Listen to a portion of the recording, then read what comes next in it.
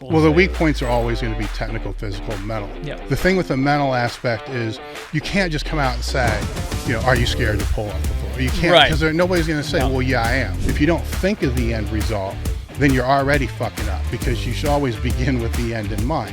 The effort anybody's going to put into a person is going to 100% be based upon that. Not consistent, it's not worth putting the effort and thought into, because it's just wasted time.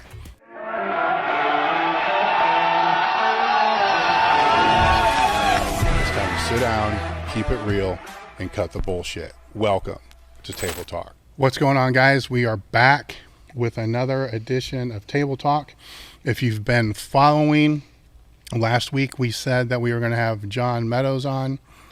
John is sick, so he's got an old school cold, so he's hacking up a lung and he's doing all the old school cold things. Yep. So I don't want to have him come out if he's not feeling well. So we'll reschedule that, have him come out at a later time. So when we were deciding what topics to do for this, we decided to go back and just have Sam and I, and we were going to talk about current events, but then this popped up. So we figured this would be more important. So I'm going to let Sam take over from here, and we'll just kind of let this roll. Yeah, absolutely. So if you have been following us on YouTube, on Instagram, all over the place, we just published a video with Juji going over his deadlift. Dave and Juji did a really big, awesome deep dive into Juji's specific needs for the deadlift, right? Mm-hmm. And we got a lot of questions about, I may be weak off the floor. I may do this, all this, and all this. And I think one of the main things I want to go over with you today is just how in-depth of a process it was for you to make that video. It wasn't just roll up with a notebook and a couple numbers written down, right? Like the process going into understanding who you were going to work with and all the information that's needed for that to make a really good kind of a push for him. And I think nobody really understands that. And I think a lot of people, especially coaches, need to understand how much front end legwork that you personally put into that video. Yeah, I made some notes on this as well, because when you threw the topic out, I like the idea because I can use Juji as kind of a case study on where I think a lot of the shortfalls are happening with programming. And I understand where the shortfalls are coming from, because working in the industry as a trainer for so long and consulting for so long, I see what's going on, in the industry from that part, to where, to say this as politely as possible, to lay out a good program, a good structured program, is not going to be time effective for most trainers, because if they're an online trainer, they're probably making somewhere between $100, maybe $250 per month, to where if I'm to consult with somebody on their programming, it's going to be $550 for a few hours, on a weekend.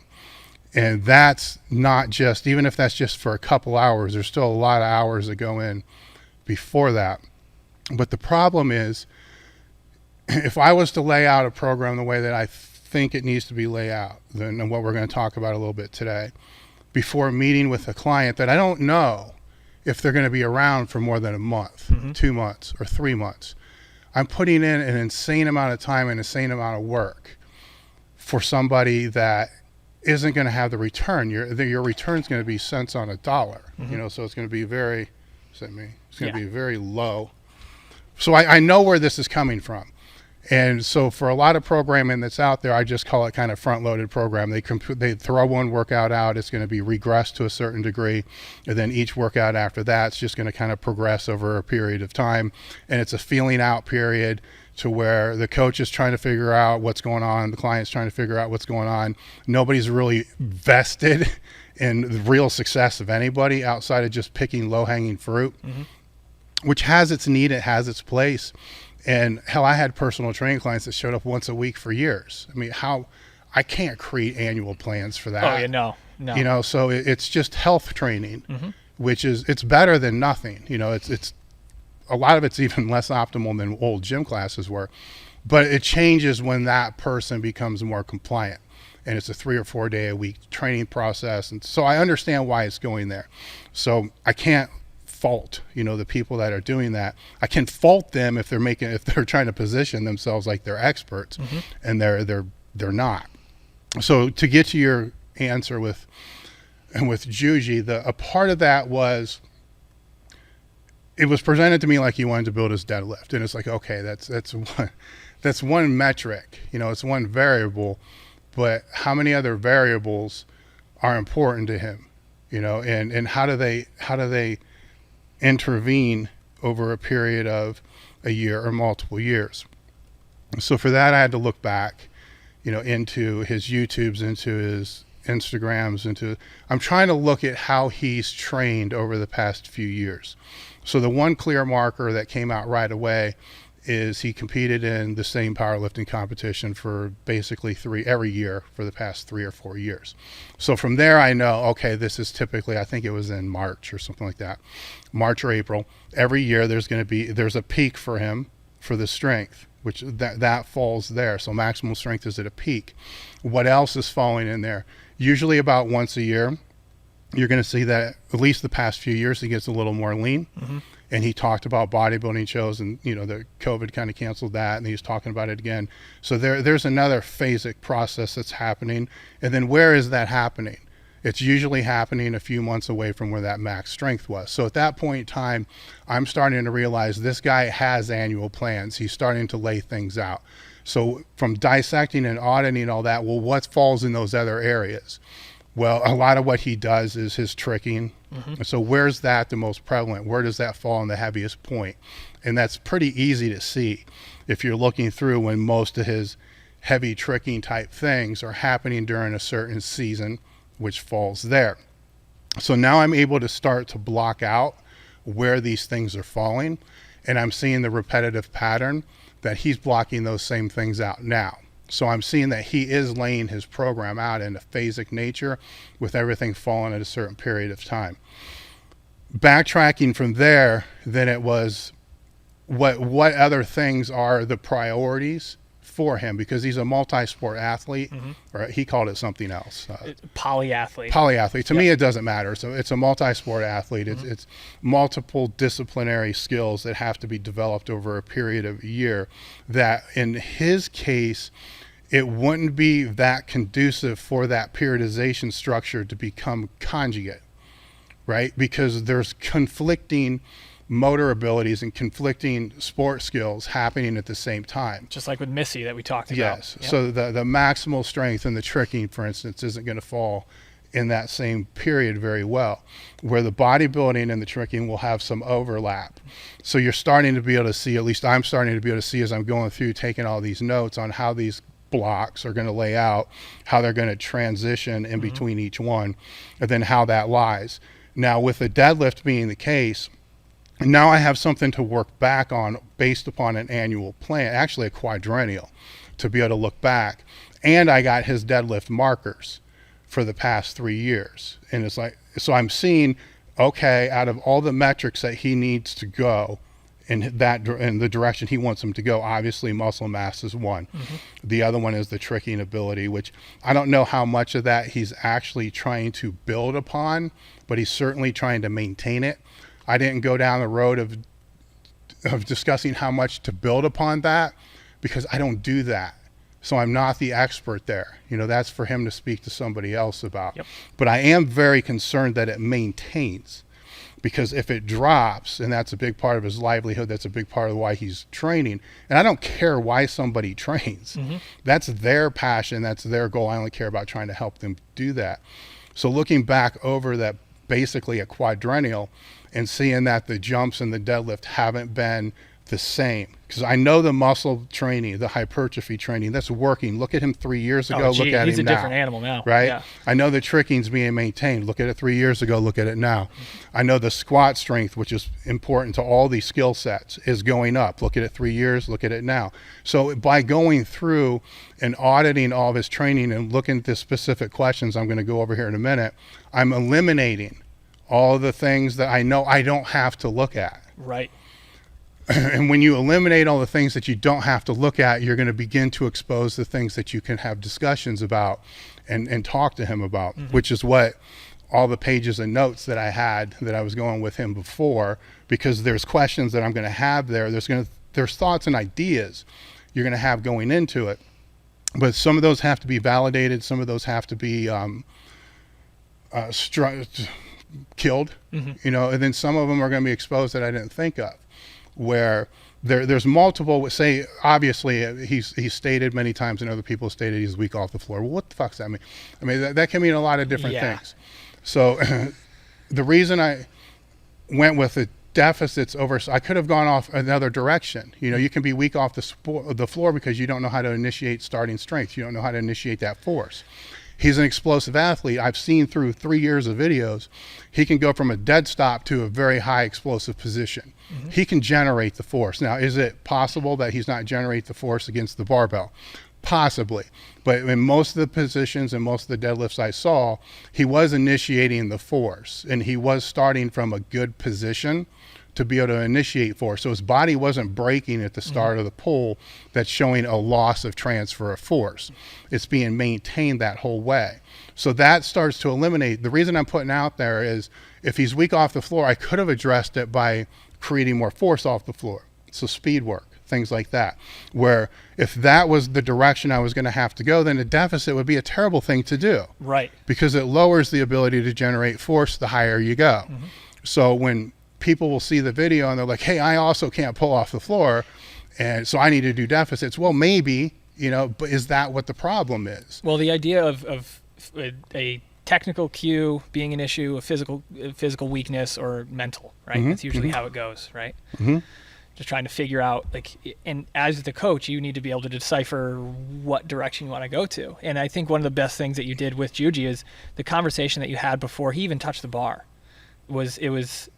I wish we filmed the entire thing. We could have had that whole conversation, because all those factors that you had mentioned with the prep that you put in all played a part throughout that whole session at one point or another. So if you were to look at the main picture, it would look like all these things kind of line up. But when you're in it, it's like almost these scatter plots, right? Where you're just trying to get this thing to go in that direction. So I thought that was really cool. Well, the weak points are always going to be technical, physical, mental. Yep. So I have those on my list here to be able to discuss as well. And the thing with the mental aspect is, you can't just come out and say, you know, are you scared to pull off the floor? You can't, because nobody's going to say, well, yeah, I am. Especially if they're already strong, like they're already at a certain point. So that's a real hard one to kind of get at. And I would say it's impossible to get at unless you're working with people in person to be able to read the nonverbals and so forth. Right.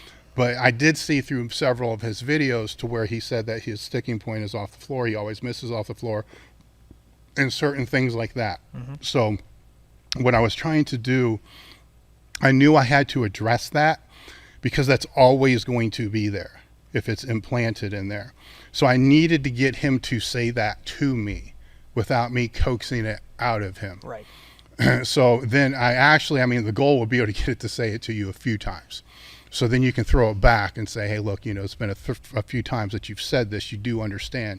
And then you can kind of address it that way to at least make them aware of that, because that is a factor. You know, it does play a role. But to backtrack a little bit, when it comes to laying out a program, you know, you can lay out a series of workouts. And that's pretty much what everybody does, is if it's bodybuilding, what training split are they going to do? Then they figure out what they're going to do for the week, and they just lay out the workout. They don't even think about how maybe I should rest the day before legs, or maybe I need to rest after legs. Not a whole lot of thought goes into that. When it's, you know, other training programs, it's usually just finding something that somebody else has written, or finding something that somebody gave them. But basically, there's no thought that goes into it. So if you're auditing a program or a person, kind of like what I was doing there's certain questions, and I wrote them down so I don't miss any of them, that I was always kind of going through my head with any of the training somebody's doing. And the first one would be, is it necessary? You know, is this exercise necessary? Is the training even necessary? Right. So if in his case, let's say all he wants to do is the tricking, well, then there's going to be a lot of stuff in his training that I'm going to start going through and saying, this isn't necessary for what you're doing. You know, the sports skill is this. This is not going to have dynamic correspondence to that sports skill. So that doesn't need to be there. When it's multidimensional, there's still things you're going to try to go through there, say, is it necessary? Or when you're prescribing or you're suggesting something to somebody, you got to ask yourself, is this necessary? That's the first thing, because training economy matters. So that needs assessment, right? Yes. So is it necessary? Then is it specific? So there is general and there is specific, and it depends upon where in a training phase something's going to fall. But even the general has to somewhat be specific to what the overreaching goal is. So it has to be going towards that direction. Yeah. So is it necessary? Is it specific? Is it safe? And there's a borderline with that, depending upon the skill set and the type of athlete that there is. But there's a risk assessment with everything that you're going to do. It doesn't have to be with everything you have to do. It shouldn't be, okay, this actually, there should be a wash on most of the things, that this is relatively very safe to do. These things here may not be the safest thing. Are they necessary? Are they specific? So it's kind of working up that chain from that standpoint. Is it effective? Is it going to have the correspondence that you're looking for?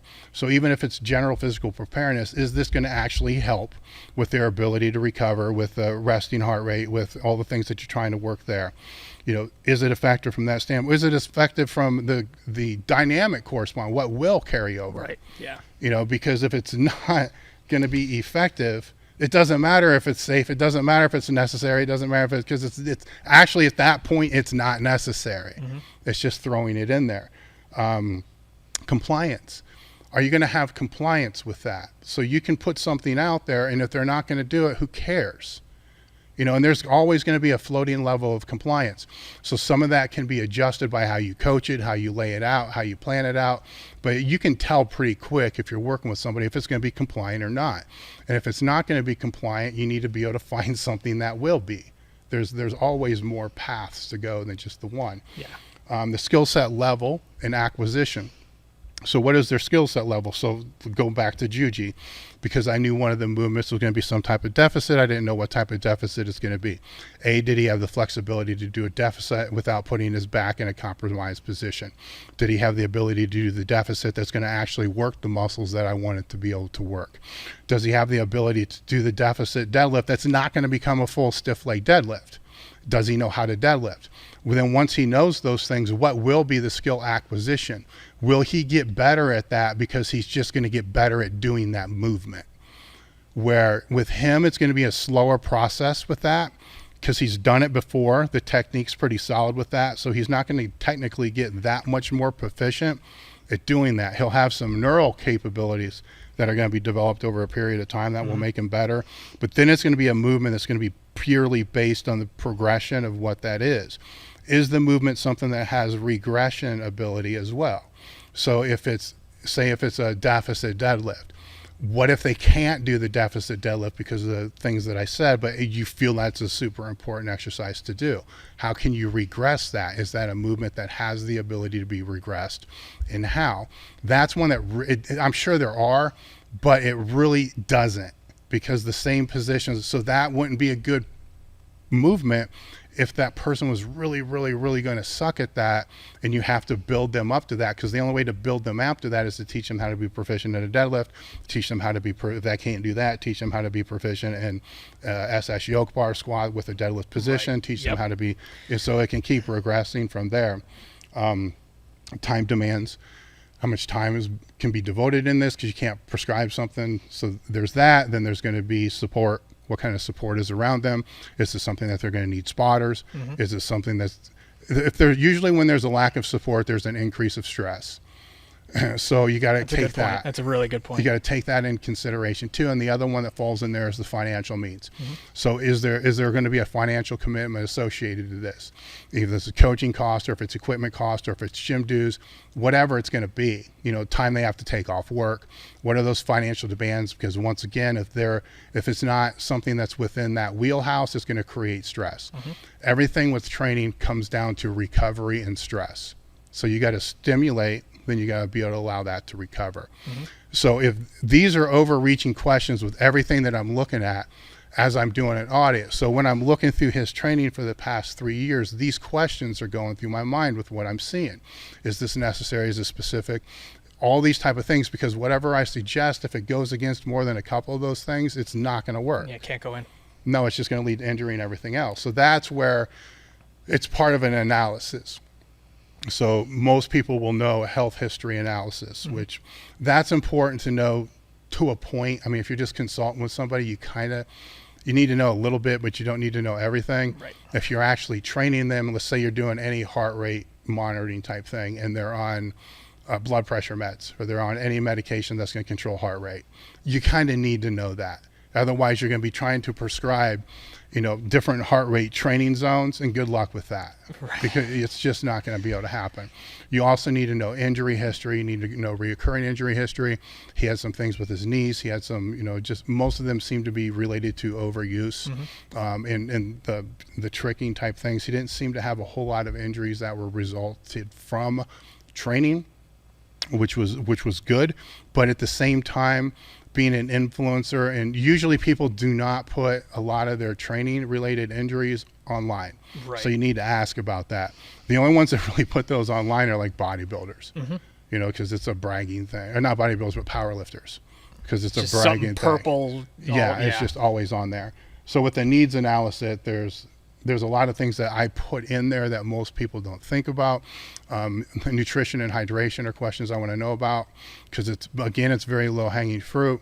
Juji wasn't going to be an issue with the nutrition, obviously, because the calorie surplus from the increase in muscle mass. I did ask him how much weight he was up, so that is a real easy way to figure out, are they in a calorie deficit or are they a calorie surplus? They're gaining weight, obviously they're in calorie surplus, but hydration can still be, a factor with that. With the needs analysis, there's also the sport analysis and the position analysis, which some of that I spoke about already as I was going through with Juji on all these different things. So a lot of these analysis and a lot of this assessment can be done now online, because people like him, they're posting all their stuff. Right. If the data not, is there. if yes, and you can even see a lot of movement just based on the online stuff as well. So it's all there. So it's taking all that, and then what's the underlying question is, here's this deadlift, and we're trying to be able to help that, but how's that fit? Right? Because there's a lot of global things that are moving at the same time, and it has to work with those. It can't work against those. So if I was to say, okay, I'm going to treat this just like a power lifter. They come in, they want to pull 700 pounds, they just power lift, and I'm going to be the dickhead, and I'm going to tell him, look, stop everything that you're doing. Just focus on the deadlift for 3 or 4 months. Quit all this other shit. Stop all the other training that's unnecessary. I guarantee you pull 700 pounds, but that's not his sport. That's not his sport demands. That's not his training goals. That would be the same thing as me telling a fullback or a running back in the NFL, stop everything you're doing so we can build your squat. Right. That's not programming. No. And it's not looking at it from a global perspective. And it's funny because, for most people, they'd be like, "Oh, Dave fixes deadlift." And the deadlift wasn't even part of the first 15 minutes, 20 minutes of this conversation, because it may look like the goal, but the goal is to get them to a better position in what they're doing, right? Because he's an athlete, but he's also a businessman. He's got so many of these stressors, and you had mentioned on it how it's about stress and recovery, right? If you don't take into account all of the other things that he does, the travel, the this, the that, you're not going to find success. And I think that's the biggest takeaway I think that everybody can kind of take is, if you're a coach or a trainer, take the time to make the assessment a major part of what you do with a client. Don't just start. It's everything. Right. That's the hardest. That's the most work. That's probably, I don't know how long. I mean, because I had to look to find a lot of these things too. And there's podcasts that you're listening to. It's probably 15, 20 hours of just listening to shit. Now, I would say, out of all that, I probably, if I would have just called him and said, hey, look, right. I probably could have drilled that way down, but I don't do that. I just drill into that. But it falls down to, I want to see him pull 700 pounds. If I do, I do. Yeah. So if I'm not putting everything that I have into being able to help him pull the 700 pounds to be able to lay it out, then I'm failing myself. I'm not failing him. Right. Because then, now if he doesn't use any of it, that's fine. That's good. But if he uses, I don't expect him to use all of it. I don't. I just expect him to think through the process the way that I'm thinking through the process. Because if I'm working with anybody, if it's out here or not, my goal is to teach them how to teach themselves. That's huge. Because I can't be in their head. Yeah. So when they walk, if they have pain every now and again in their foot or their back, I don't know that. And if you ask them 3 days later, how do you feel? They're going to forget that. They have to be able to know how to do that. And if I can't do that, then I'm failing at what I do, failing at a craft or whatever you want to call it. I'm not coaching. I'm just programming. And fuck, anybody can do that. You can buy those for fucking $10 a week. You can get them for free on our website. Anybody can do that. That's not coaching. It's not coaching at all. And that's where I can go on a rant about that. People can say they're an online coach. Well, I don't give a fuck what you want to call yourself, but it's not coaching. It just simply isn't, because there's no interpersonal dynamic. There's you need that relationship. Yes, right? There's not. No, I mean, you got to figure all this shit out and know how to do that. So look, the other piece of this is when I look at other coaches and consult with other coaches, one of the biggest missing factors that I'm seeing, and it's more and more as the years go by, is they're not thinking of annual plans. They're not thinking of quadrennials. So if you want to use the technical terms, they're not thinking of, let me go to my list. Pull it up. Pull my list. Well, there's different, and I understand where the confusion comes in, right? Because you got macro cycles, which is going to be whatever the longest term plan is. It could be quadrennial, it could be a year.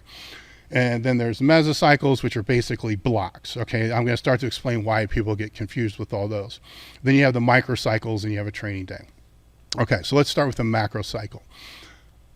A lot of people like to use macro cycle because it sounds smart, right? It's an annual fucking plan, or it's a quadrennial, 4-year plan. It's training for the next big event, right? The next big event isn't going to be the first game of the season. The next big event could be the season, or it could be, the last game of the season, the championships, or whatever it could be. If it's a track thing, the nationals, that's the big thing. And that's usually will happen. If it's a power lifter, it's going to be the biggest meet of the year. Maybe there's 2. It's a little weird now in the sport. That's got to be what's in mind. So when you think of programming globally, how do you get from one to the next to the next to the next?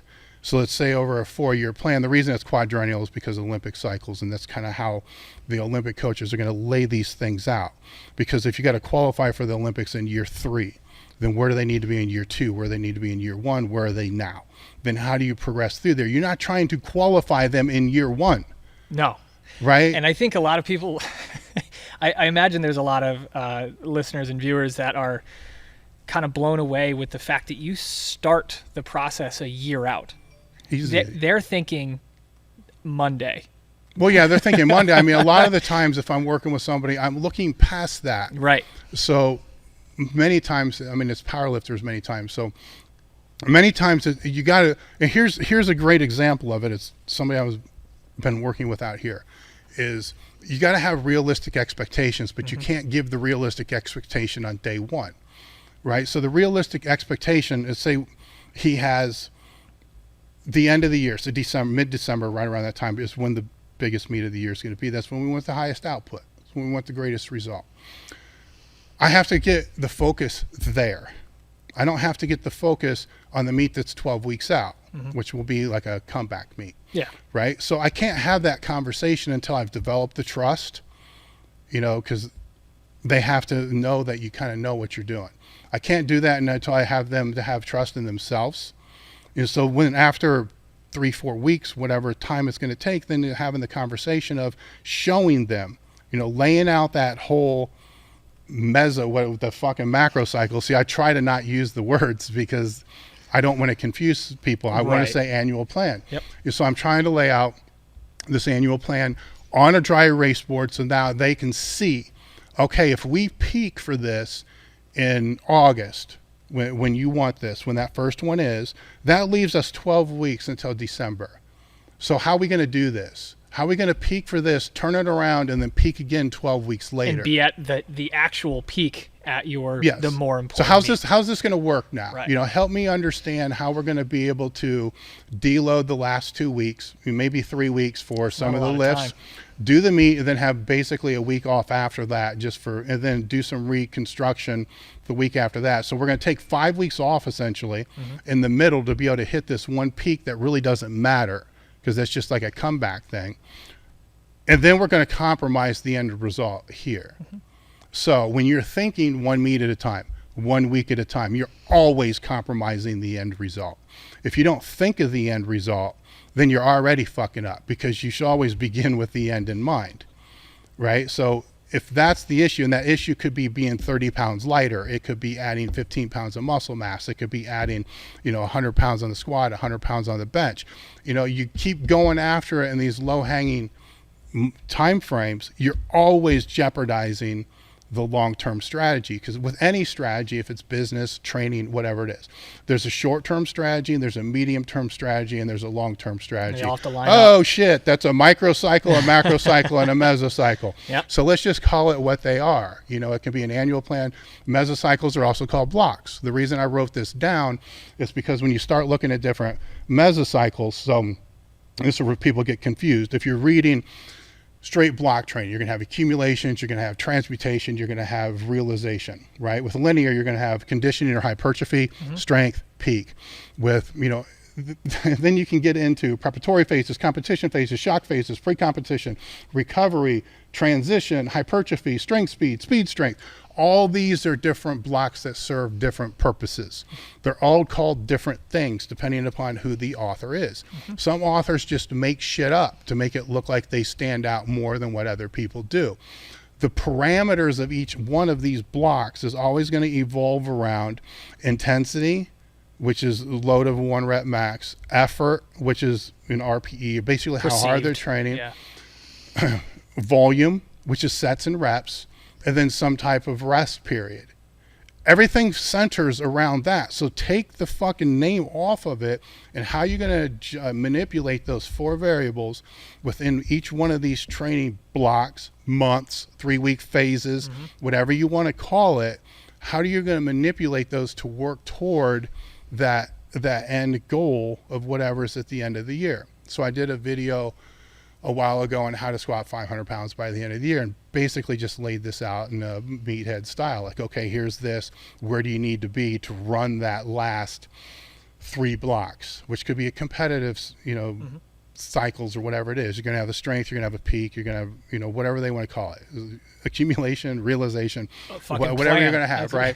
And then you're going to have the off season. It could be an off season. It could be called conditioning. It could be called training to get ready to train. People call it a lot of different things. But each one of these phases, blocks, mesocycles, they're all the same concept. They're all manipulating those variables for whatever the desired outcome is for that. So the biggest mistake is people aren't understanding this process. So they're trying to stack together a strength block, a strength block, a strength block, a strength block, a strength block, a strength block. Then they end up overreaching, overtraining, or getting hurt. Or they start laying things out and they forget certain blocks that need to go in there. So say after a realization block, peak block, whatever you want to call that, max out block, whatever it is.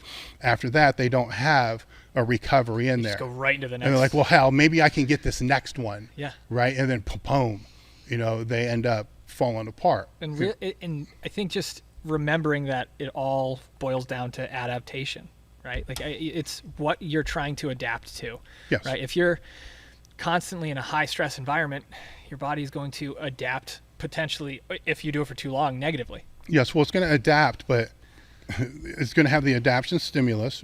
Then how long will that stimulus be maintained? Yep. Right? And then that adaptation stimulus is going to need a recovery stimulus.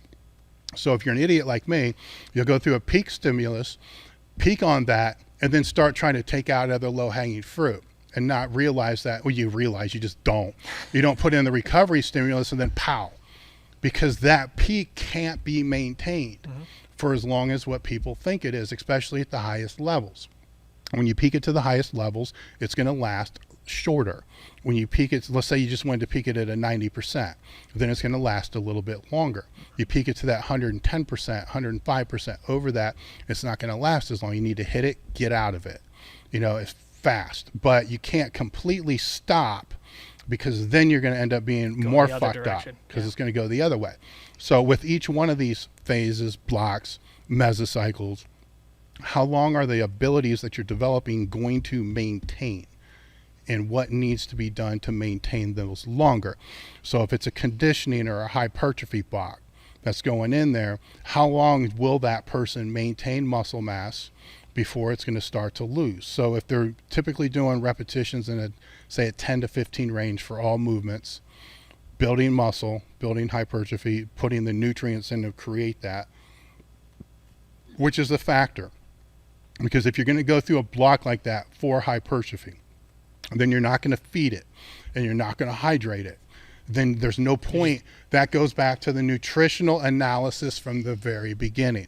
So that goes back to that first analysis of the whole process, because you can essentially end up taking something that you want to be a hypertrophy block and it ends up just being a recovery block, because you're not feeding the system to be able to do the adaptations that you want on that.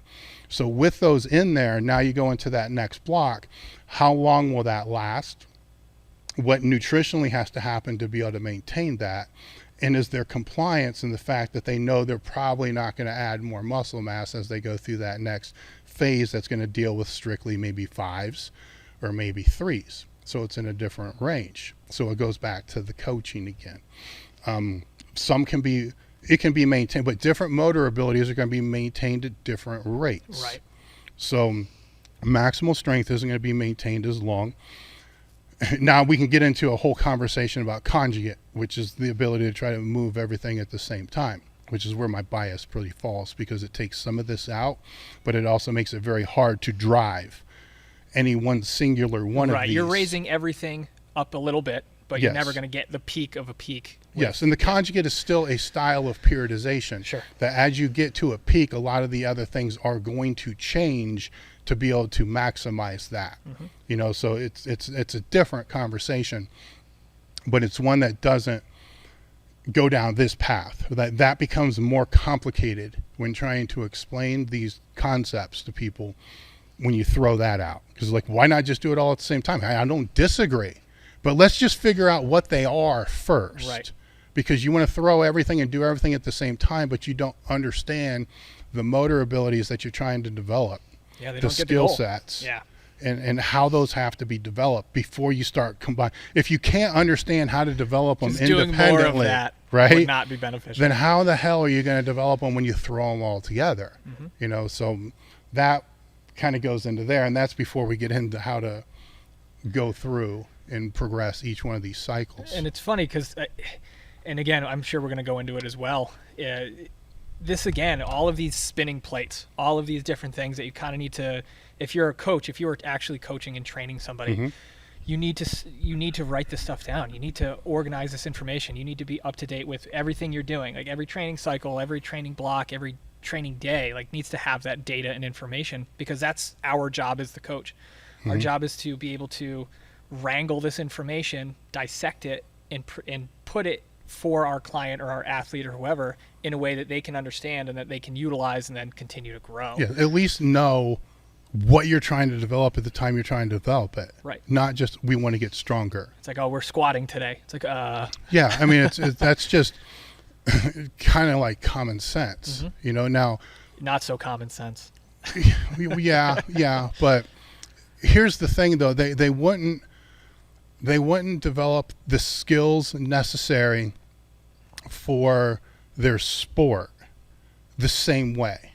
So if it's a wrestler and you're trying to teach takedown moves, for the large part, you can't start to begin to teach those takedown moves until they know how to do a drop step, right? So they know how to stand. There's things that have to happen before the basics, right? So there's programming basics, right? And I just said this to somebody because I had to send a text out earlier to make sure what I'm going to say here in a minute is still true.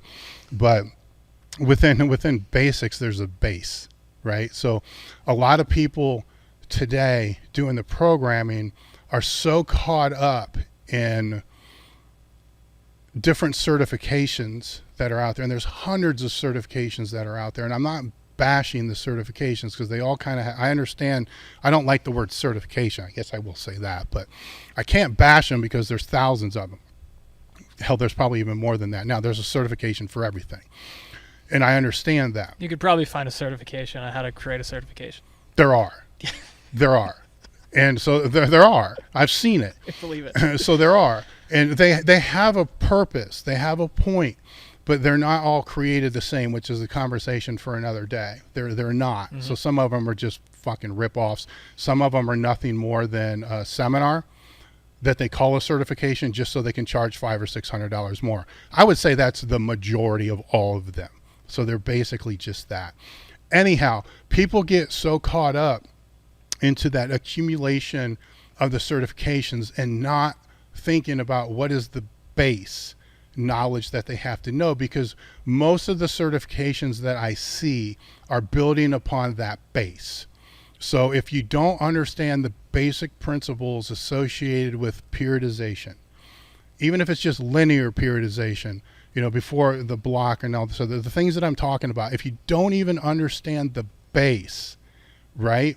And every one of these certifications that I see that are actually worth a shit all stress the importance of everything comes from the base. Mm-hmm. Everything comes from the core. Everything comes from foundation. Everything comes from internal stability. Everything comes from the base. Mm-hmm. And this is all of them.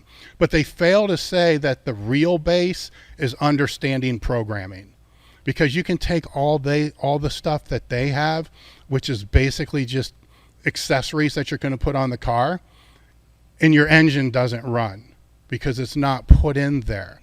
So the base, and the reason why I said I had to send a text out is the NSCA through their CSCS, when I've been associated, I'm not associated anymore, but I was for 30 fucking years. I think I got my CSCS in 90 or 89 or something. It was a long fucking time ago. I was born then. Yeah. So yes. So a long time ago is when I got that. And I learned a lot of the basics. I already kind of knew the linear stuff, but I learned all that through there, which is the basics. I've sent texts out this morning to see if they still have that in there. Full disclosure, I'm no longer a CSCS because I don't want to do it. You know, I accumulate enough.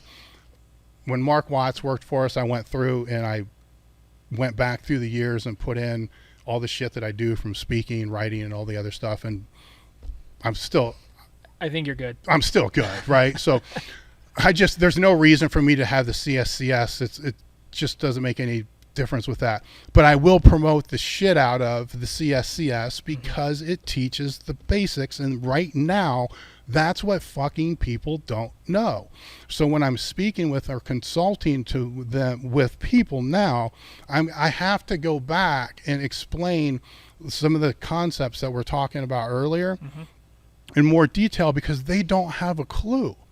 And it's like, what the fuck? You know, they have 7 certifications through, you know, all these different bodies, and you don't know the basics of how programming works. And to me, it's kind of ridiculous. So get the CSCS, and here's the fault that here's the fault that many of the certification bodies and all the other bodies are going to say about that. Don't get that. It's a waste of your money. It's just too basic. Well, God damn it, your people don't know the basics and you're not teaching them. Right.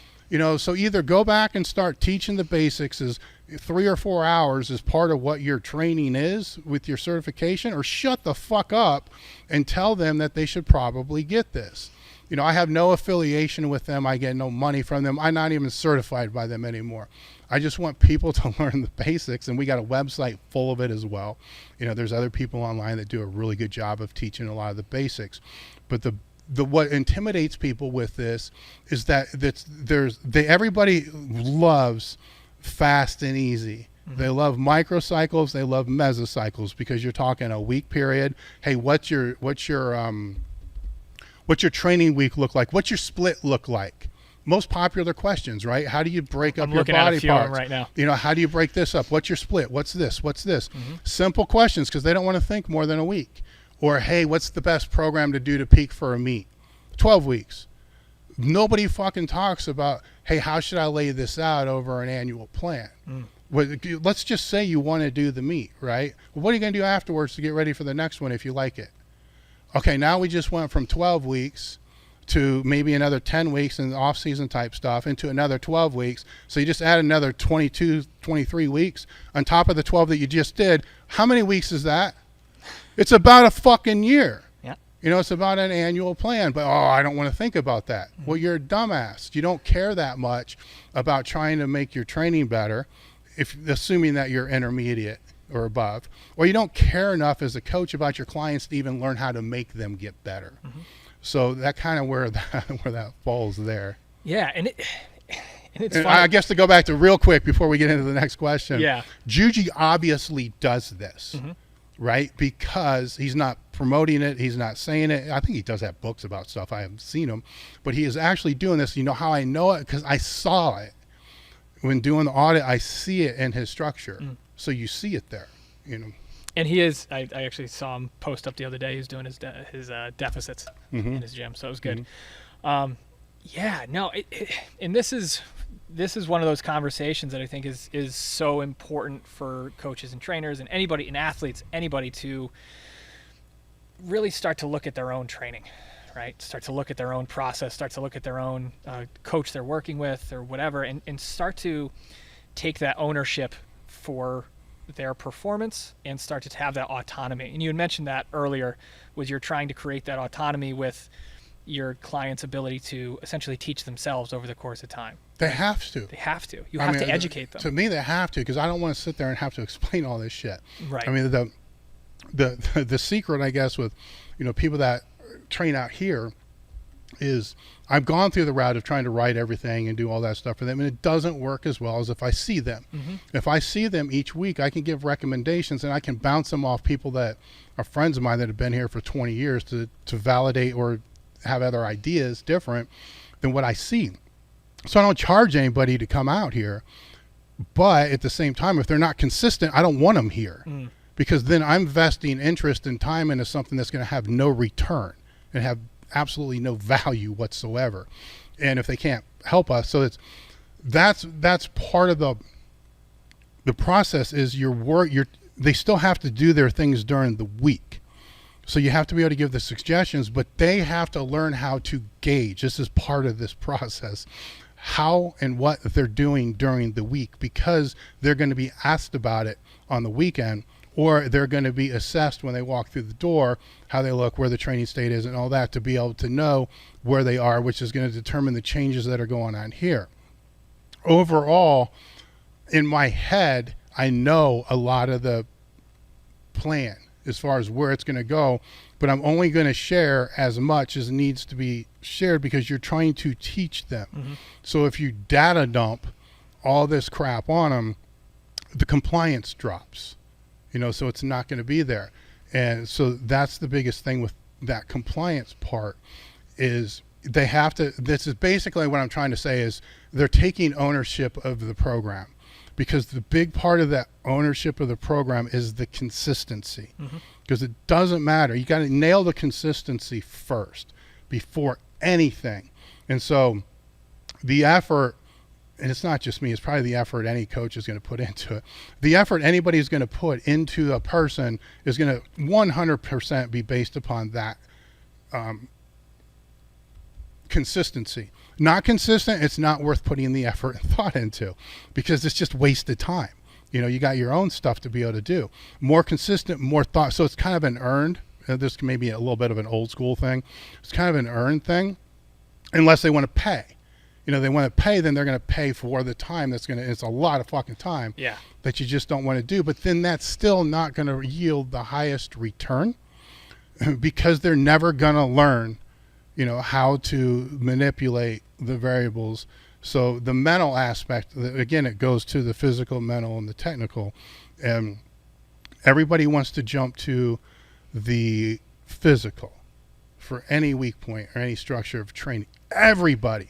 I mean, I can even probably say this is why there's such a growing demand on, I don't know what they call it now, but years ago it was the functional training, and then it was, Paul Chek had his thing. I mean, there's different iterations every 5 years of different type things that deal with all that. It's all movement based, I guess would be what it is. It's all movement based because everybody wants to go immediately to the physical. Immediately, what do I need to do to get better? Right? And that's one aspect, right? And they don't want to drill down into maybe your technique on all your other movements sucks, and then that's what's creating the problem here. But by the way, do this, to fix this problem here. But we're not going to address all the shit that you're doing outside of there, that's actually creating the problem. Yeah. So we're not going to get to the root of the problem. We're just going to put the Band-Aid on this because it looks cool. We can use big words and we can impress the shit out of you, and we can get compliance for a couple weeks while you do these, rehab exercises, post-rehab, whatever you want to call it.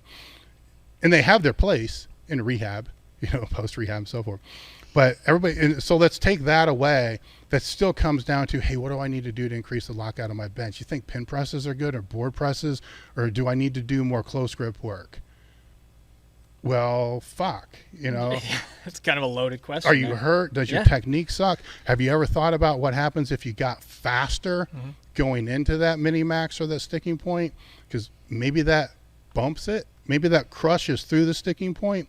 But let's say it doesn't crush through the sticking point, but it moves it from 5 inches off your chest to 6. But hey, you were asking me about pin presses and board presses. So what position? Well, are you willing to do the speed work to bump it up to where it's going to be a 3 board, or do you just want to just use a 2 board and just teach yourself to go into that sticking point even slower? So, yeah, and it really is one of those things that as a coach is that communication, obviously, like it's that back and forth. And one of the things that I've found in my own personal working with clients and athletes and whatnot is your ability to articulate these concepts and your ability to understand the information coming in from that person. Like you had mentioned earlier, like the nonverbals, right? Being able to see people in person, understanding their habits, understanding everything that's going on. I think that mental component, but also that humanistic component of being able to have a conversation, right?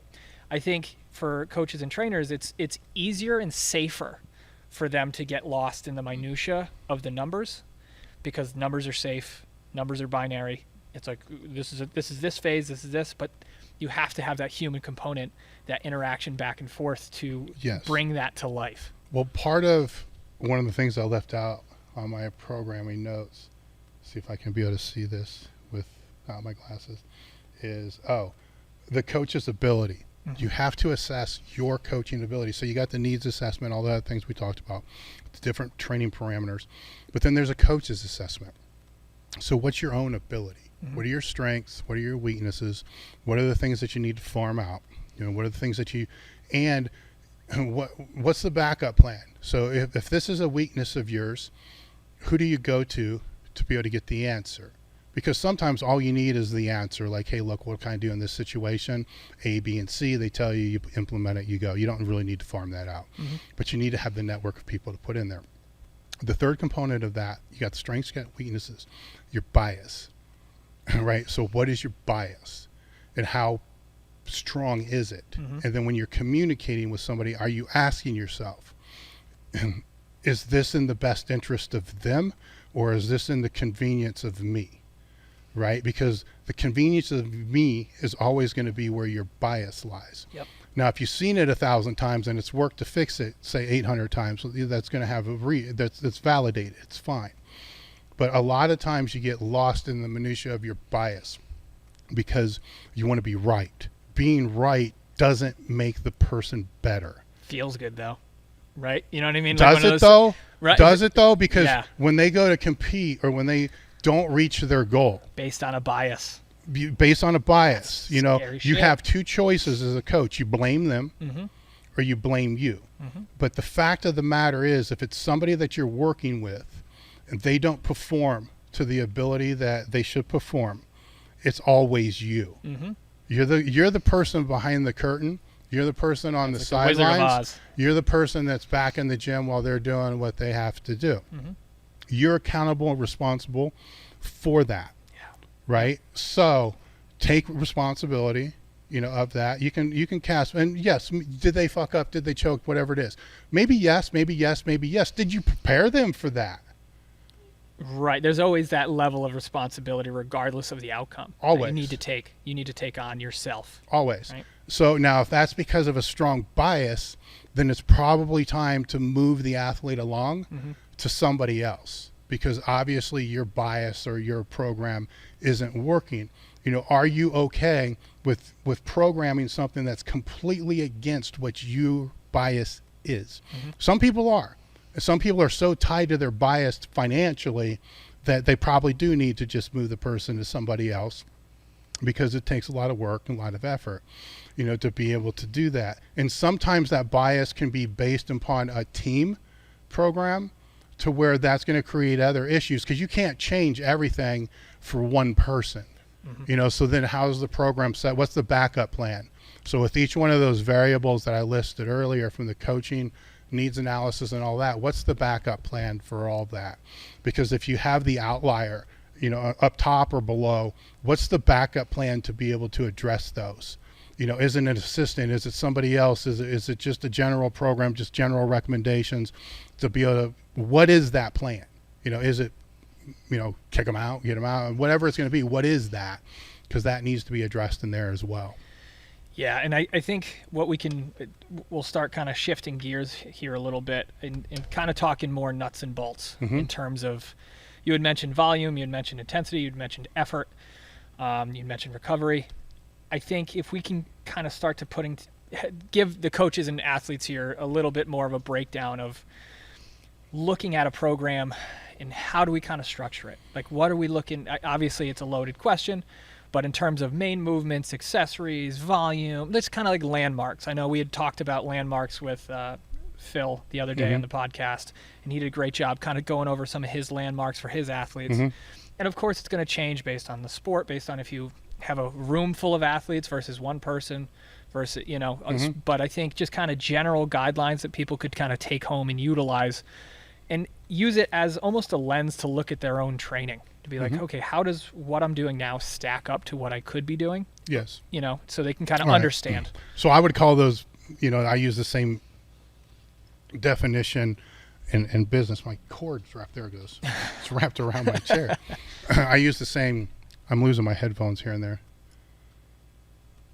Okay, it's all right. In business, what's your key performance indicators, KPIs? So you're going to have essential KPIs. Then you're going to have KPIs that maybe, I don't want to say non-essential, but aren't as essential, aren't as important. So obviously, say in business, an essential KPI is cash flow. Yeah. Right. So if cash flow is zero, you're kind of fucked. But then again, falling back on what I said before, what's the backup plan? Do you have a credit line? You have, somewhere you can go when the bucket hits zero, to where you can be able to go, because you have no backup plan, then you're done. Right. So there needs to be backup plan for everything. So you got the key performance indicators. So that should be part of the needs analysis as well, because before this is even laid out and even structured, the phases laid out, the blocks laid out, whatever you want to call that, what's going to gauge the success of this program? What are the KPIs? So even if it's a personal training client, there can be KPIs. It can be number of push-ups. What are they? And they can't be a huge list, because then those are just exercises. They're just performance. They're just getting better at things, which is the whole point of fucking training. So you should get better at things, but the big things need to be determined. So the way that I lay that out with coaches is, powerlifters is simple. Squat, bench, deadlift. Weightlifters, it's simple. There's, I can even say to a certain extent, bodybuilding is simple, because you're going to have lean body mass, and how you look, but that's subjective. So subjectivity becomes an issue, right? Because you're not in control of that. It goes with the bias as well. Yeah, yes. Yeah. So yes, but you have, objective lenses that you can look in. And in bodybuilding, there may be certain lifts done in certain intensity zones 8 to 10 that may be indicators, maybe not. That would be a discussion. That's part of the dialogue you're having with the person. So if you're speaking to them and you just throw questions out like, what are these lifts? I squat this much. Well, say they squat 405 for 10 and their leg is 24 inches. I'm just throwing shit out there. So then I'll ask them, well, what was the leg size when you squat at 315? Because if it was 24 inches and now you're squatting 405, then maybe something has to change. Maybe not the exercise, but the style in which the exercise is being done has to change. So this becomes a little more vast. But if I'm consulting with coaches, this is where there is some subjectivity in here.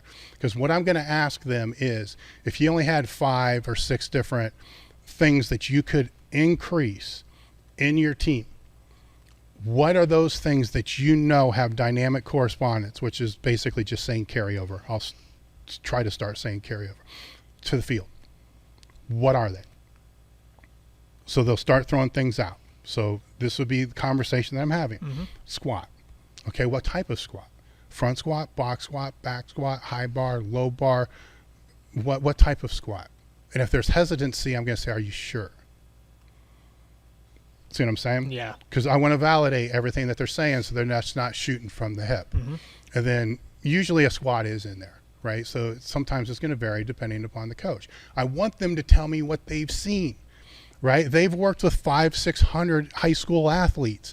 They already know what works and what doesn't work. I just have to pull it. Yep. All right, so I want to know what that is. Then if it's a bench press, what type of bench press? What grip? Are you sure? Most of the time that ends up being, no, I'm not. And you can even ask, is there a situation where that wasn't the case? Well, that can be an outlier, right. So what percentage of the time might be better? Yep. Because you're always going to have outliers, because people can always circle back and say, well, I remember having this lineman that could bench 500 pounds. And man, he sucked. He couldn't play for shit. Okay, that's an outlier. So what are the other ones? So you start going through that, but you got to open the discussion a little bit and say, what about a flying 10?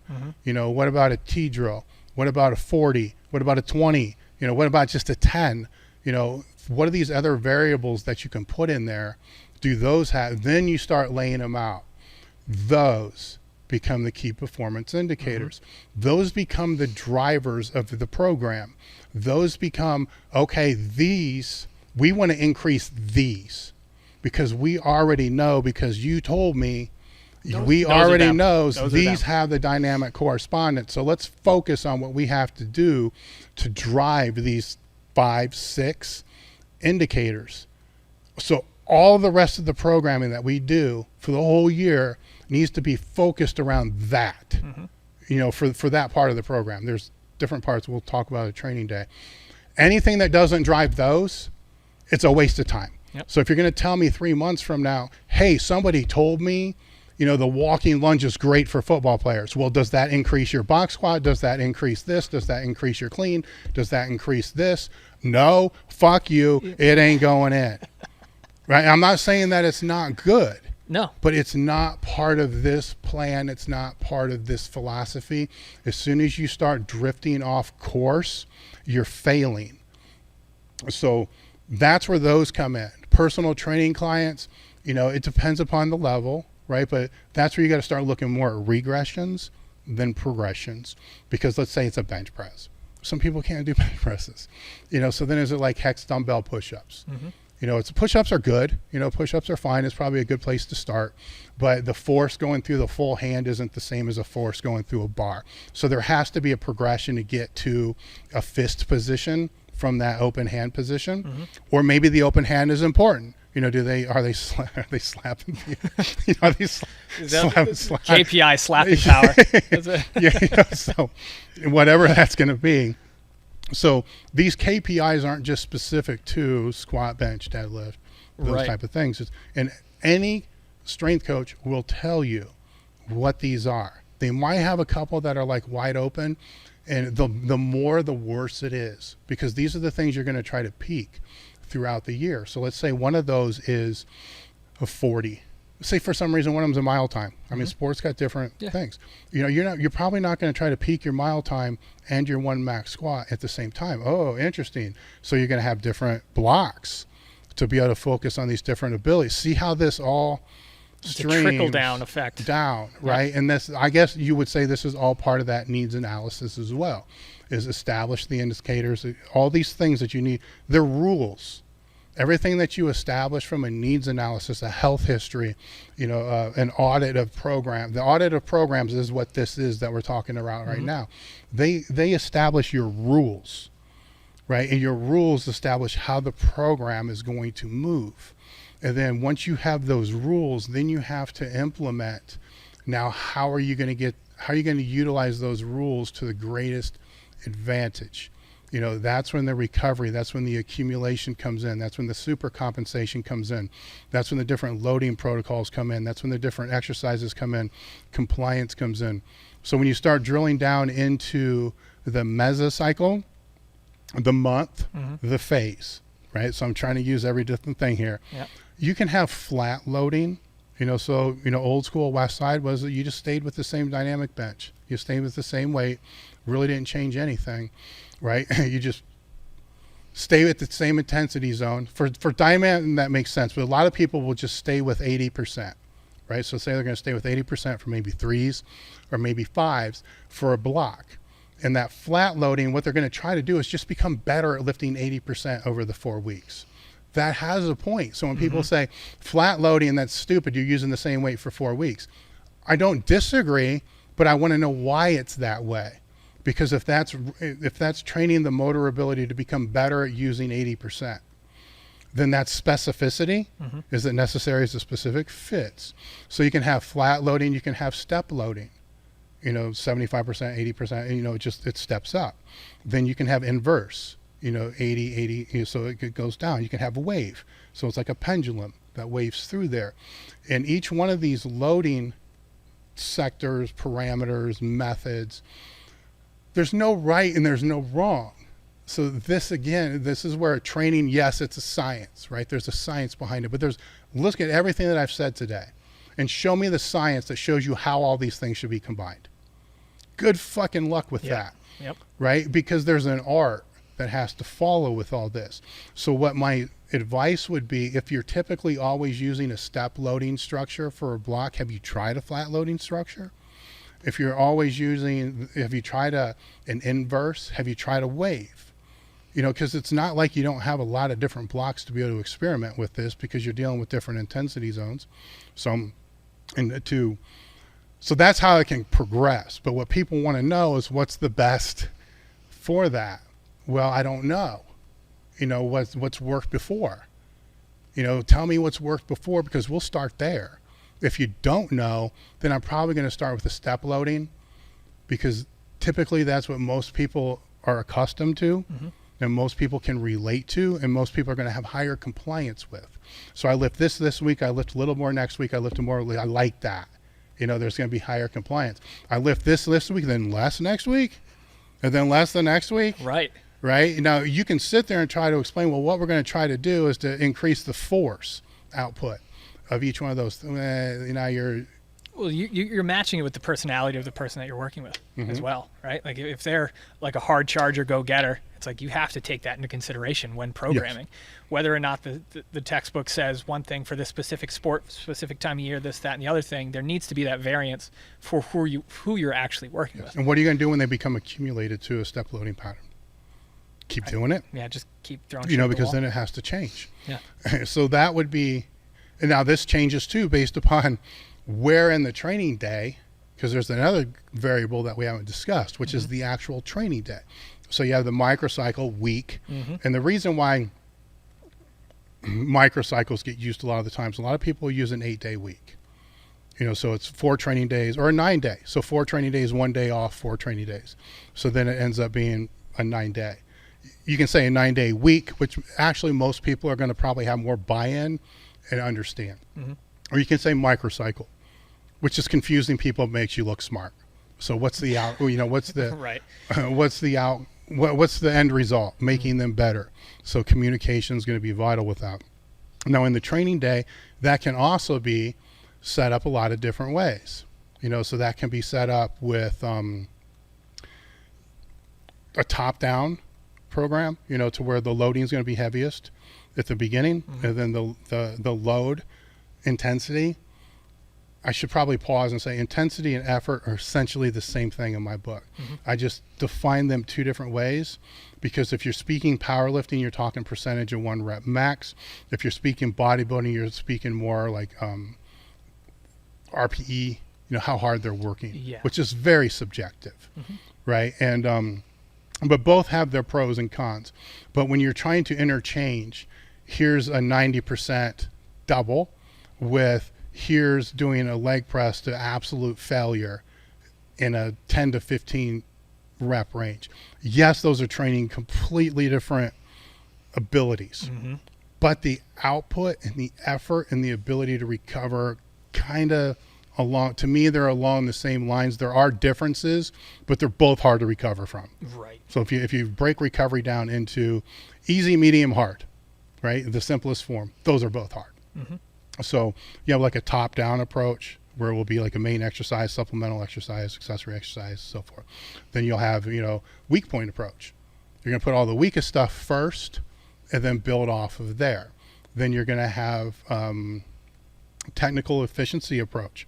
What are they best at? Let's put that first. What are they worst at? Let's put that skill first. Component. Let's put, or it can be explosive to slow, to where, a lot of people want to start with dynamic work first and then move it down to the slow work. So there's evidence to support all of these. And I don't care about any of that. I still care about compliance, right? Because however that training day is going to be laid out is good. Well, let's go back to the loading again. That first exercise, if it's a main exercise, core movement, max effort exercise, dynamic exercise, the squat, bench, deadlift, heavy exercise, how's that going to be loaded and how's that going to be waved throughout that block? Inverse, just the things I talked about, step loading, flat loading, inverse, declining, wave. How's that going to be done? This is where people get screwed up with periodization, because then they assume, okay, the second exercise has to follow the same suit. The third exercise has to follow the same suit. We're moving from intensity zones. So that first exercise, if it's, heavy to light, is probably working in a hard training zone, a mentally taxing training zone. They have to be aware. They have to be competent. They have to be focused on what they're doing. The second one's going to be a little bit lighter. The reps are typically going to go up. So now how that going to wave? And then how's the accessory going to wave? And as you move down to lower movements, accessory movements, side raises, tricep push down, stuff like that, how are those going to load? How are they going to change? And is it necessary? Right? Because when you get to the fourth or fifth exercise, you got fatigue management. So if you're going to wave and you're going to load a fifth exercise and you don't know the physical demands that are going to happen before that, and you think you do, we can all guess we do, right? But day changes, right? Yeah. Sometimes it could be, fuck it, just get out of here. And that's another advantage of when you have the heavy work, having somebody you're training with that can help with that, because they can see after the first exercise, look, that's good. You hit all your KPIs. This is way above your KPIs. Just get the fuck out of here. Yeah. Just, help the rest of the day. Get out of here. You're good. And break it down that way. But I would say for the first half of the training plan, there has to be some structure behind how that's being loaded that's going to follow basic progressive overload type of guidelines, either increase in reps, increase in load, decrease in rest. There's all those variables to be able to follow with there. But the lower it falls in the training day, I don't want to say the less important. Just the less it is stressful. The less stressful, the less physically demanding. I can make a case that sometimes it's the most important, because if sometimes those movements will need to be moved to the front of the training as a warm-up, because they're always skipped and they're always not done. So that's the training day. So all these variables, the training day, week, month, year, have to be in focus with a training plan. So And it starts with those KPIs, right? It starts with really understanding who you're working with. Well, kind of. I mean, the KPIs can't be established until you know the health history, past success, past failure, all those type of things, because the KPIs are where you're going to need the biggest buy-in. right? Because those are the Yeah, drivers. they have to believe it. If they don't understand the drivers, and then they don't understand the success failure of those drivers, they're not always going to go up at the same time. Some are going to go up more so than others. Some are just not going to go up at all because that's just how training is. You know, so I mean that, and yes, I can say that's the coach's fault. You can still take responsibility, accountability, and all those other things, because if they don't go up, you shouldn't feel bad and think that you're a shitty coach because they didn't go up. Now, if they don't always go up, then you need to step back and be able to say, okay, what did we learn from this? Because sometimes sometimes the greatest gains come after the biggest failures. So you could be trying to drive one of these lifts up over a 4 months, 6 months, even a 9 month period. And it's like strike one, strike two, strike three, son of a bitch. What the hell is it? And then bam, it's a home run. And then instead of 20 pounds going on that lift, it's like 50, you know, and people are like, holy shit, this worked. It put 50 pounds on my lift. And no, it didn't. It didn't do that in 4 weeks. It did it in all this because maybe we didn't develop the physical capabilities that were necessary as a base to allow this to happen, you know, until then. Or we had to fail at all these to figure out what that needed to be. Right, the information gathering, right? And it's a constant process.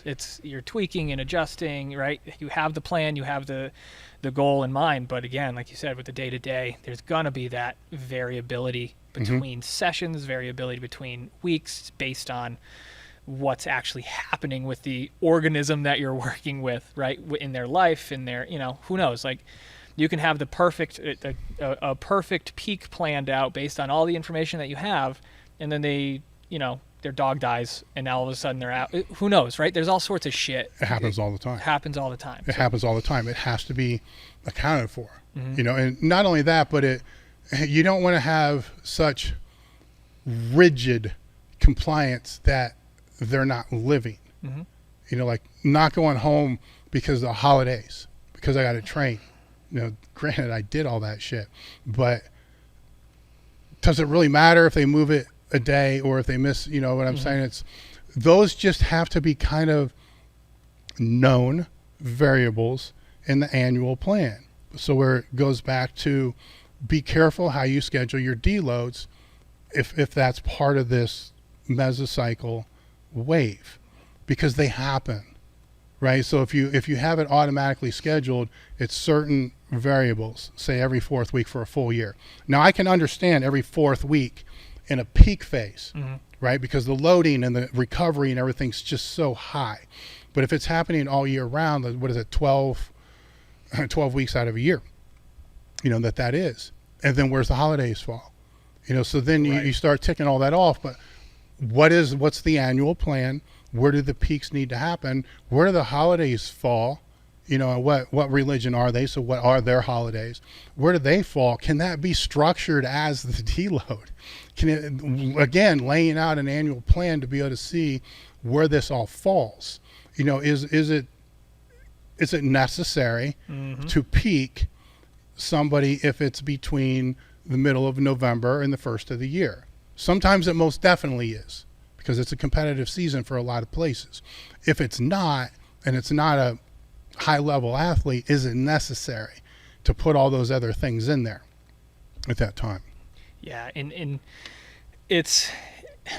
I really think that one of the main drivers of that performance for your athletes and whatnot, it will depend entirely on your ability to understand yourself as a coach, right? You had mentioned that before. You had mentioned you have these systems in place from your experience, from the education that you have, but a lot of it comes from working with so many people, so many different types of people at different levels, at different parts of their life, and, you know, different competitive levels, body weights, this, that, everything.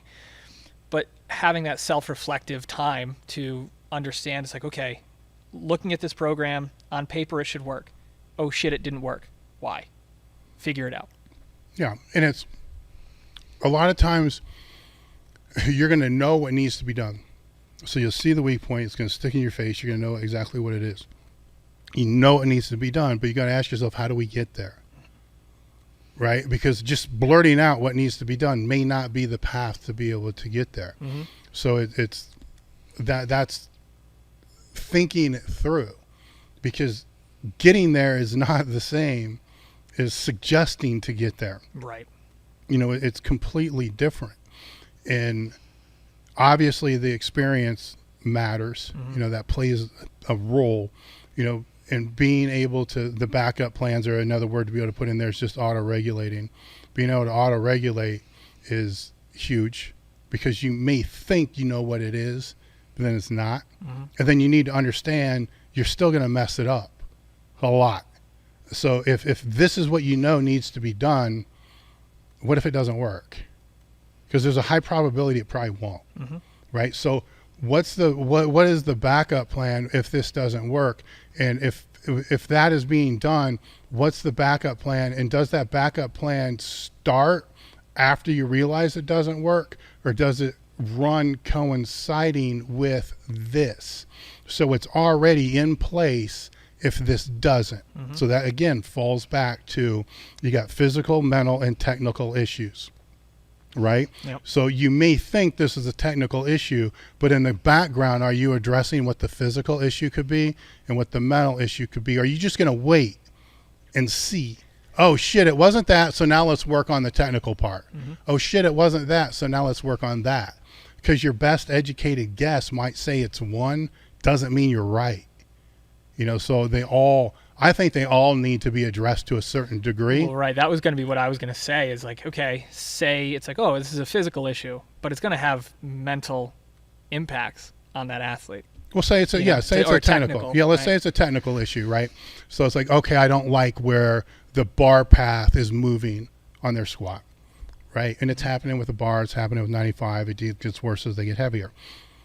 Okay, we can fix that. We can work on that technically, but what if that's happening because their glutes are weak? Or what if it's happening because their hamstrings or their glutes and hamstrings both are so bad that when they go to sit down, it almost actually ends up becoming a free fall? And if that's the case, is it the quads that aren't breaking the way they should break? So, because what if it's that's causing the bar path to move the wrong way? Right. So there's that. Or what if they're just not focusing? Or what if they think it needs to move forward? You know, so there's all those variables that are there.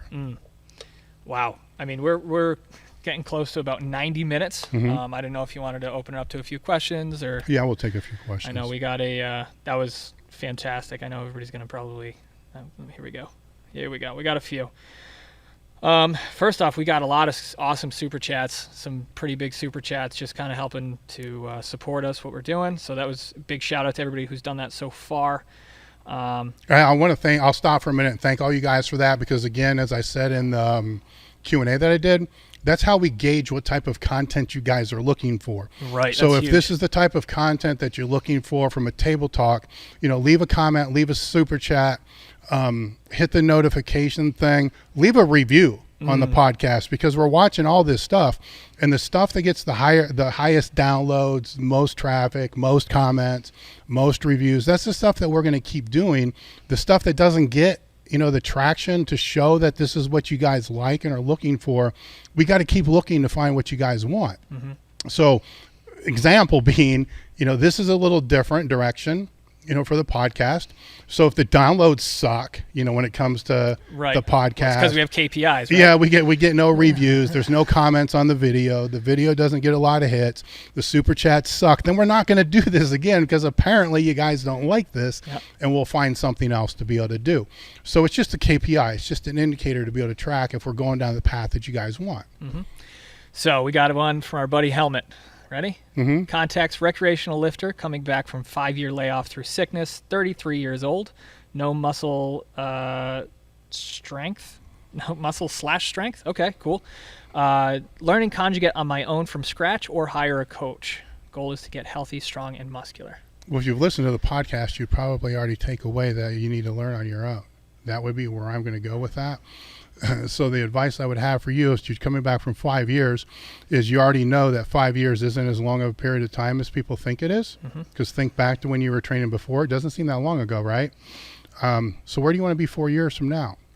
You know, plot that out, come up with whatever that objective is, and then start working back from there from a realistic perspective and move forward in that direction. Beautiful. Perfect. Thank you, Helmet, for that. That was, I know he's supported us in the past quite a bit, so that's really, really good to see. Drew Poland, I'd love to spend time with Dave on squat. Have worked with Kurt K, Josh Bryan on my bench, Pete Rubish on my dead, and Dave is my last unicorn. How do we make this happen? I'll start driving right now if that's the case. I don't know yet. Let's see. One just came in. Thanks for all the free content. I'm wondering, can you buy a polo shirt, short sleeve shirt, Elite FTS, just like Dave has? This is a button down. It says greetings from Croatia. Yeah, we don't have these. These are like staff shirts, I suppose. But we have a lot of other T-shirts. Check the site out. To go back to the other thing of the person asking about coming out, the reason I said I don't know is at some point in time, the problem with the consulting and the stuff that I do on the weekends is if I open this up, then I have no way to vet who's coming. And so then I end up with a bunch of people, and that's fine. That's cool.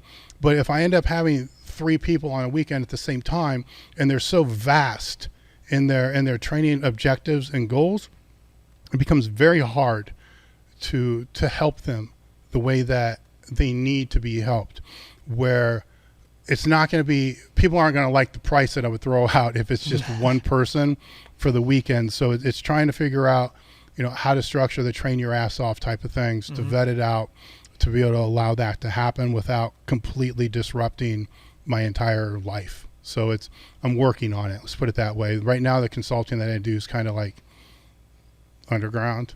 People know how to get a hold of me, and I just kind of work it out that way. Awesome. One more question just came in. Any book recommendations? It's kind of a common one. Well, based upon what we talked about earlier, I would say from the basic perspective, the NSCA, what the hell is it called? The book that you're going to use to study for the CSCS. Yep. That would be one that I would put out there, just to learn the basics, guys. There's a lot of other books that are out there. I'm better with the book question if I'm like looking at all my books to be able to say a lot of the things that I would put out there. If it's reading Bompa, reading Ursula, reading some of these other, and some of the books that we saw on the site, I really think at this point in time, from what I've been seeing, they're coming in way over the head of a lot of people because they haven't. This is my speculation. They haven't spent time in the trenches reading training materials. Their time spent in the trenches has been watching YouTube videos, looking at podcasts and member sites and stuff like that. So they're getting their content through disseminated sources instead of going directly to the source. So I think it's time for people to start taking a pause, going back directly to the source. So when I throw things out there like Super Training and Bompa and all these other people open it up and like, oh shit, it's too much. So then back it down a little bit more, go from there. What's that dude's name? There's a guy on YouTube that's done a really good job of breaking programs down. Bromley? Bromley. Yep, that's the second time we mentioned him. Yeah, check out his thing because he's got a lot of good information out there. He's got a base building book, which is really good too, because it just shows kind of the basic structures with Alexander a lot of Bromley. It shows a lot of the structures with a lot of the inner workings within a training block mesocycle phase. Again, whatever you want to call that. Empire barbell. Yes, but where I think his information can really help people is watching him diagnose programs that are out there, because you're going to be able to see some of these loading patterns that we're talking about, how they're implemented, sometimes how they're not really implemented that effectively. So that's a good source too. It's free, so this information's good. So yeah, there's that. I have recommended him before because he's a good educator. He's man. Great. He does a good job. That's something. Because for everybody watching this who don't know, me and Dave meet fairly regularly and just kind of just talk programming and just kind of go over these concepts together, because it's so important to just keep the knife sharp, right? Keep the tools sharp. And it's funny because Dave will come out of his office with this like mess of pages and like a binder kind of sticking out of it, and there's like notes and everything's highlighted and everything, and I'm like, this is the sauce, right? This is the stuff that's going to make the biggest impact. And it's cool to see because it's It is. It's the sources. It's the people who were in the trenches originally that created these concepts. And it's these older texts. And it's like, this is where the basics began. And this is why the basics are the basics, and everything that's so, higher end, complicated now, it all boils down from this. Well, things evolve too. Right. So a lot of the basics have evolved to a certain point. Things the stew has been made with different ingredients, right? Right. So it creates better stew over a period of time. But the ingredients are still all the same. So it's looking at that, but understanding how you make it is important for everybody, because biases do fuck things up, especially if you're selling programs and that's how you earn your living. And I understand that. I get that. That's the industry. But it's not the end all be all. And the only way you're going to know that is to be able to know what are the ingredients and how they work. And when you start digging back deep enough, you begin to see all these things are kind of the same.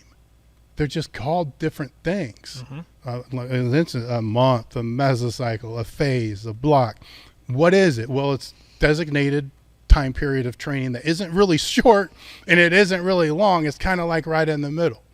So and I get how the industry works, but I think people need to understand more. Maybe I need to do a better job of educating people more on how that industry really does work, because people need to position themselves to be able to sell the programs.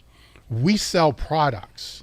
We sell equipment, t-shirts, gym bags, bands, tons of bands. We sell anything that you need to be able to get stronger. Like, what do we say? Anything you put in a gym bag or load plates on on. a bar, yeah. That's what we sell, right? So I never wanted to get really heavy into selling the training education component, because then I become a whore of that component and not an educator of that component. Where when you're an educator of that component, you can look at things broadly and be able to say, guys, look, this is what you need to learn. You boil it down. Yes, and you can learn from everybody, even the snake oil salesman. You can learn from everybody. There's stuff to be able to learn, but I don't want that price tag attached to what I'm saying, because we generate this content for free based upon the support you guys give us through the shopping cart sales and stupid clicks and views and all the other stuff that we're trying to, I guess I am kind of whoring that now, right? Like the subscribers, clicks and views. There's always room for a little more. Yeah, so there's always a little bit of that in there. But that's what is able to keep things, and I don't even know if I could be a huge, training style whore. I've been pigeon-toed a lot of different times, but I don't even know where that all went. I guess the point I'm trying to make is we have no vested interest in trying to push any certain training agenda. Our training agenda is for you guys to get better. That's it. You get better, you train longer, you last longer, and you buy more of our shit. So there's it. Well, that's a perfect way to end it, guys. If you like this video, make sure you share it out. Subscribe to us on the podcast. Please write a review. We want to know how we're doing. If you have any more questions, put them down below in the video. Again, share it out, whatever form you can do that with your friends, your enemies, your training partners, your coaches.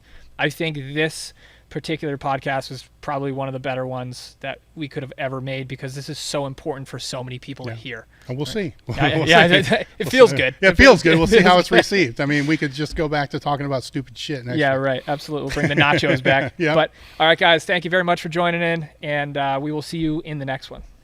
Thank you. It was weird for me because I liked the atmosphere, right? Because it's what I was looking for, and everybody was stronger than me, which is what I was looking for.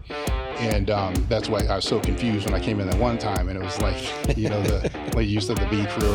That wasn't even the B crew. It was like a D crew. It was like, what the fuck, And just the